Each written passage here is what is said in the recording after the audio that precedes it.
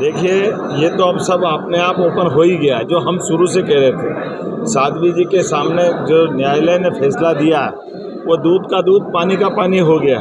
कांग्रेस के सारे षड्यंत्र फेल हुए और कांग्रेस ने एक मनगढ़ंत भगवा आतंकवाद का जो एक वितंडावाद, एक नया नाटक खड़ा किया था, वो सब कुछ ओपन हुआ है। हिंदू कभी आतंकवादी नहीं हो सकता, ये एक बार न्यायालय ने फिर सिद्ध किया। राहुल गांधी के रोज बयान आ रहे हैं, कभी ट्रंप का ये बड़ा गंभीर मसला है। मैं आप सबके माध्यम से राहुल गांधी जी पे और कांग्रेस के वरिष्ठ नेताओं को भी निवेदन करना चाहूँगा। कांग्रेस लोकतंत्र के सबसे मजबूत आधार स्तंभों पर जिस ढंग से राहुल गांधी जी प्रहार कर रहे हैं और एक के बाद एक मुंह की खाते हैं, वो न्यायालय सिस्टम पे प्रश्न खड़ा करते हैं, न्यायालय को नहीं मानते हैं। यद्यपि न्यायालय से कई बार फटकार पड़ी, कई बार वो माफ़ी मांगते हैं, अर्थात न्यायालय पे उनका सुप्रीम कोर्ट पे भरोसा नहीं है। एक तरफ वो चुनाव आयोग पे प्रश्न खड़ा करते हैं, चुनाव आयोग के माध्यम से इस देश का गणतंत्र दुनिया के सामने आदर्श गणतंत्र है, सबसे बड़ा गणतंत्र अगर दुनिया में जिंदा है तो चुनाव आयोग की निष्पक्षता के आधार पर है, लेकिन ये चुनाव आयोग को भी नहीं मानते।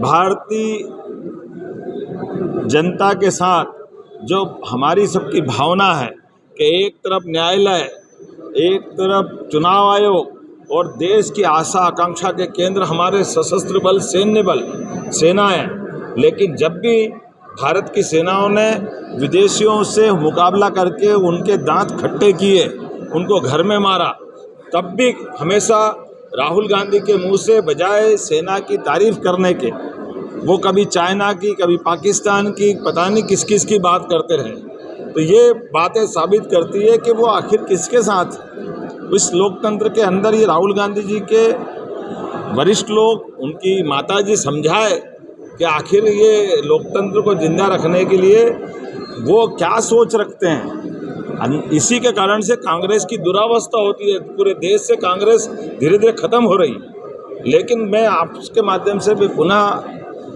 निवेदन करना चाहता हूं कि उनके कर्मों से पाकिस्तान प्रसन्न होता है, पाकिस्तान के आतंकवादी मिठाई बांटते हैं, हमारे दुश्मन देश खुश होते हैं। वो भारतीय लोगों का क्यों अपमान करते हैं, इस गणतंत्र की मजबूत इमारतों को क्यों ढीला करना चाहते हैं, उनको क्यों कमज़ोर करना चाहते हैं।